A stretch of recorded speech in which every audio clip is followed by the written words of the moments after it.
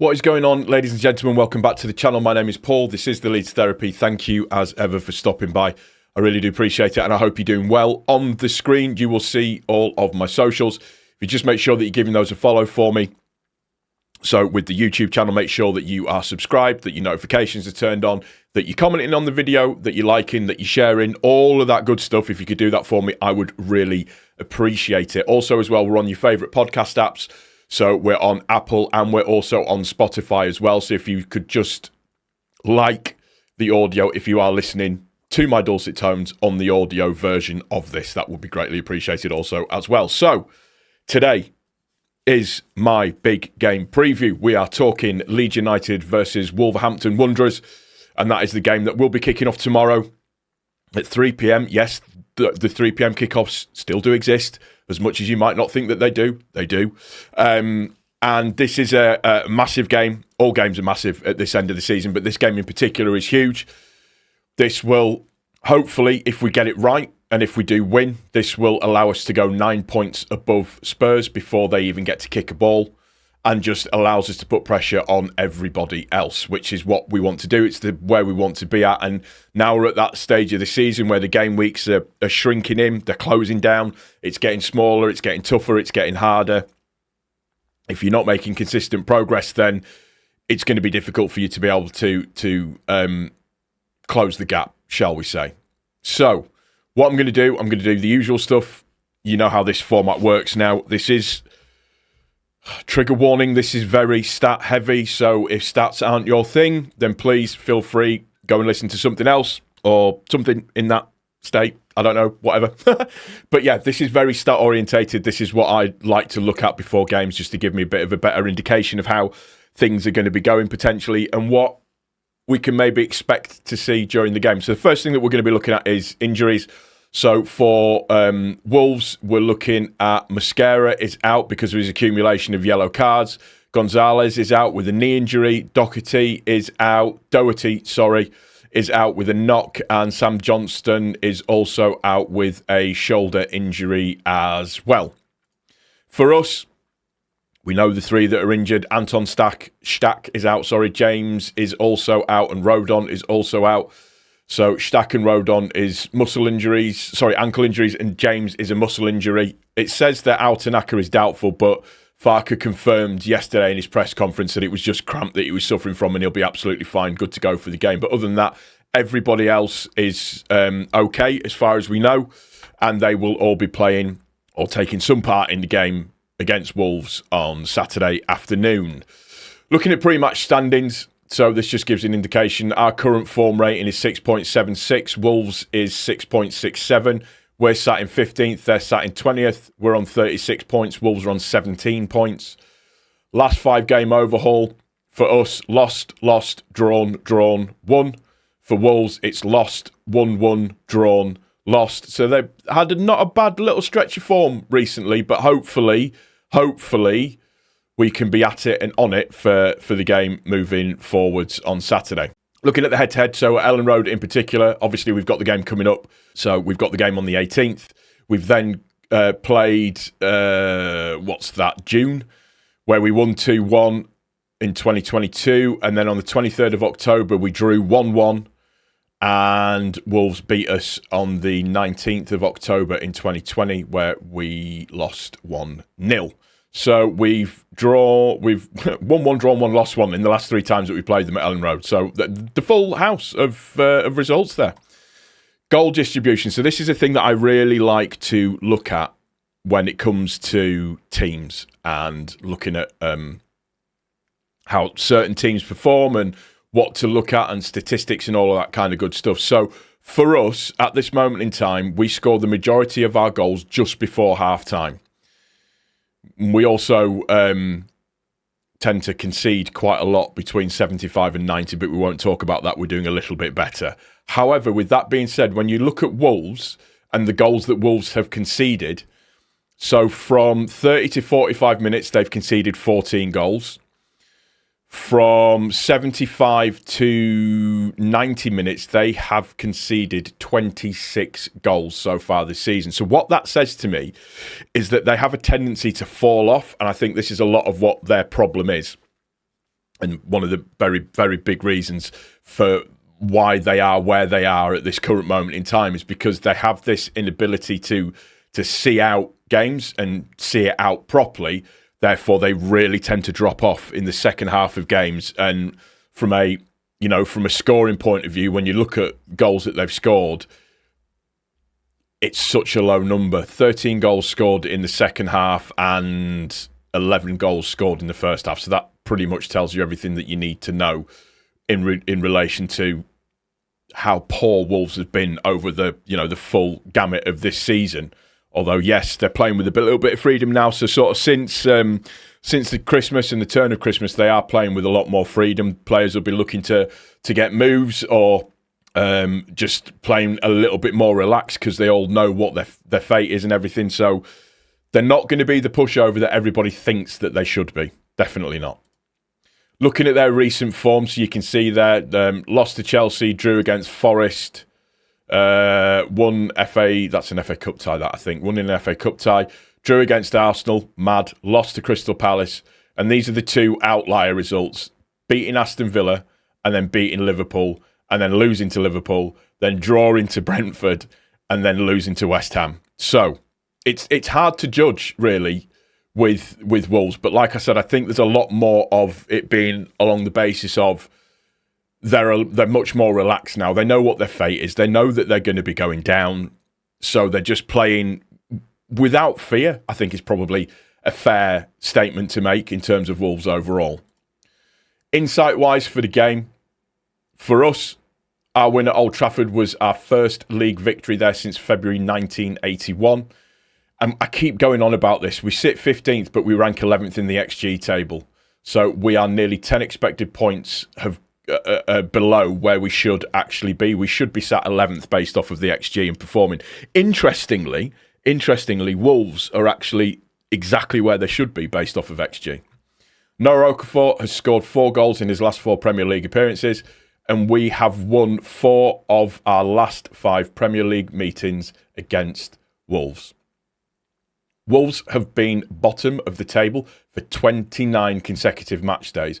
Wolves have failed to score in 16 Premier League games this season, their most since 2009-10. Wolves have won just 3 of 32 Premier League matches this season. João Gomez ranks second in the Premier League for possession won this season. Average SofaScore rating. So as we talk about this, it's the usual kind of overlying headline stuff about the team. So for Leeds, we're on 6.76. That's based off of 32 matches, 39 goals scored. That's an average of 1.2 goals per game. We've conceded 49 goals. We've only kept 6 clean sheets this season, 20 assists within that, and 45.6% possession. For Wolves, same again, 32 matches. They've only scored 24 goals this season. They average normally 0.8 goals per game. They have conceded 58. They've only kept 4 clean sheets, 16 assists, and a 43.6% possession ratio overall. When you look at the standings tracker, there's not much you can say about it, really. Wolves have been rock bottom since pretty much, well, for the entirety of the season, apart from one little slight foray into, I think, 18th position. But when you look at Leeds overall and our position and where we've stood and where we've been within the league, we've now, since week 12, there's been a consistent level of where we've been at, where we've improved slightly, maintained, improved again, and maintained. And we seem to be maintaining that 15th position overall, which has been frustrating, but looking all right at this moment in time. Top scorers. So for us, Calvert-Lewin, obviously, 10 goals. His expected XG is 12.9. His assists is 1. He's played 29 matches. Overall FootMob rating of 6.74. Tolu for Wolves, 3 goals scored this season. His FootMob rating is 6.59. Expected XG is 4.62. His assists is 1, and he's played 28 games this season. Top rated players for us, Ethan Ampadu is now sitting at the top at 7.13. Anton Stach also there at 7.13. Carl Darlow on as near as makes a difference, 7. Noah Okafor, again, on near as makes a difference, 7. And James Justin there, creeping into position number 5 on 6.85. For Wolves, so Andre is their top player, 6.84. Mane at 6.8, Jose Sarr on 6.8, João Gomez on 6.77, and Bueno on 6.76. Going into Wolves, sort of a little bit more detail. So, attacking-wise, goals per game, 0.8. Penalties, they've scored 2 from 4. No free kick goals out of 15 attempts. 18 of 191 attempts scored inside the box. 5 from 109 attempts from outside of the box. 4 left-footed, 15 right-footed, 4 headed goals. 1.2 big chances per game. They miss 0.7 of those. 9.4 total shots per game.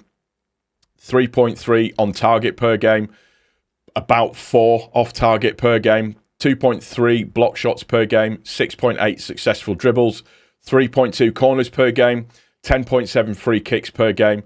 They've hit the woodwork 10 times, interestingly, and 16 counter-attacks. Since the turn of January, I think it's important to note that they have been a much more counter-attacking side, so trying to soak up pressure and spring traps, which may really play into our advantage, hopefully, in the game against us. Passes-wise, ball possession, like I said, about 44%. 300 accurate passes, which is an 80% success rate. 163, which is an 88.7% success rate in their own half. 138, which is 70% pretty much accurate passes in the opposition half. 13.6 long balls and 4.9 accurate crosses.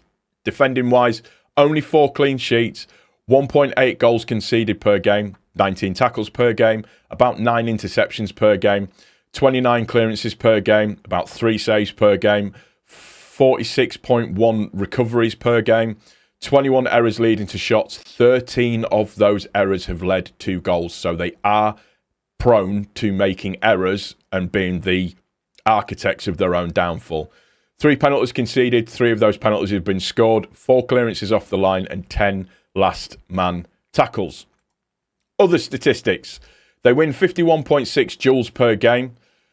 Ground duels of those is 36.3 and aerial duels is 15.3, which is a 47% success rate with aerial duels. They lose possession 128 times per game. 18.8 and 19 throw-ins per game, 8.4 goal kicks per game. They're offside 1.3 times, 13 fouls committed per game, 2.2 yellow cards per game, and they have received 3 red cards so far this season. Looking at their lineup for the last game, so they have kind of moved to this 3-5-2 formation, so similar to kind of what ours is, or a hybrid version of it anyways.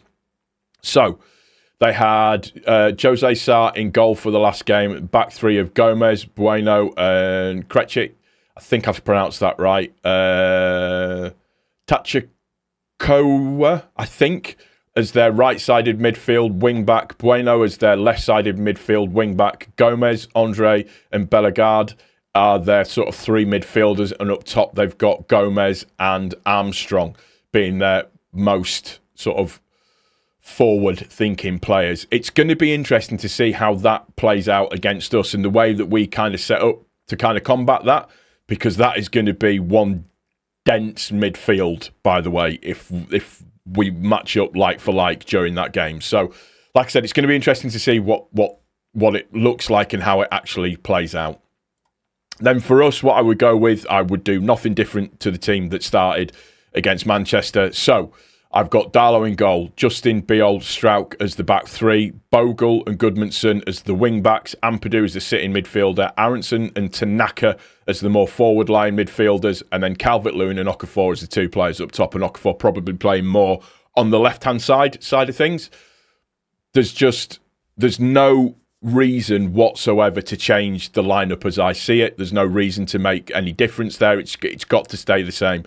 I've said this before, the match against Manchester was a really unexpected victory for us. It's great. It really is a shot in the arm that we all need. It's a confidence builder, but it will mean nothing if we don't go and use it to our advantage against Wolves.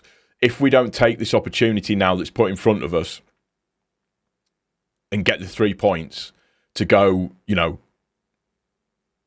9 points clear and 7 points clear, before our opposition in the relegation fight has kicked a goal and put the pressure on everybody, then it's almost a wasted opportunity. It's a bit of a weird one, how I feel about it, but we have to respect Wolves. They're not going to be a pushover by any stretch of the imagination.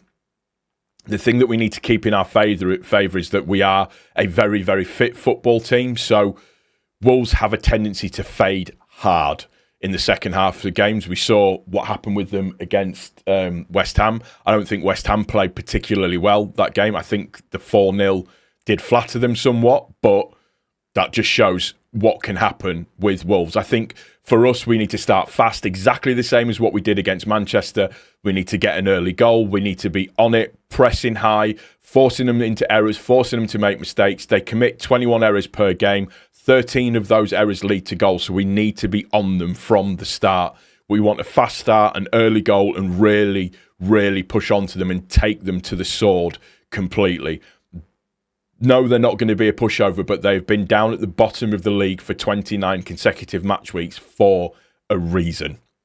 For an absolute reason, and we need to play that into our advantage. We have to take control of that and really, really start to shut this down in terms of the relegation talk and get the 3 points, take us to 39 points, and really, really set the marker down for everybody else as well. Can we do it? Yeah, of course we can. We're good enough. We've showed what we can do against a £500 million squad who are still really pissed off about everything, by the way, which is hilarious. This week has been fantastic.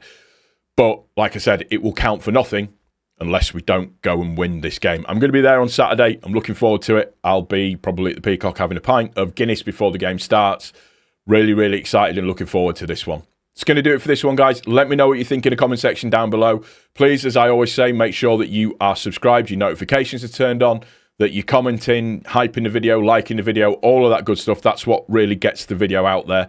If you're listening on the audio, please make sure that you are liking the audio as well for me. That, again, just helps push it even further. Take care of each other. Most importantly, take care of yourself. I'll see you for the review, hopefully in a good mood. Cheers. I really do appreciate everybody. Thank you.